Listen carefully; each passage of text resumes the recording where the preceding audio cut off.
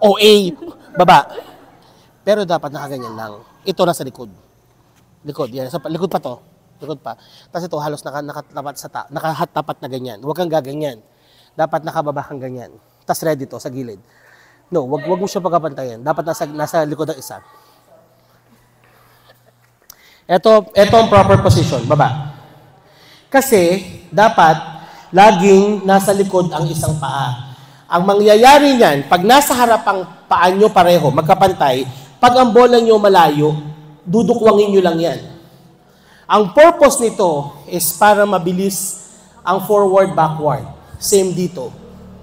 So, hindi nyo siya pagpapantayin. Pakita nga. Tunghay pa. Yan. Ano gano'n? Sunsilk? Go, patingin. Baba pa ang puwet. Baba pa. Hindi pwede nakaside, nakadiretso ka. Kung ito yung court, nakadiretso ka. Hindi pwede ka nakaganyan. Tapat ka dito. Buka pa, buka pa. Baba ang puwet. Oh, go. Forward. Backward. Forward. Backward. Good job. Kayong tatlo. 5, 6, 7, go. Forward. Backward. Backward.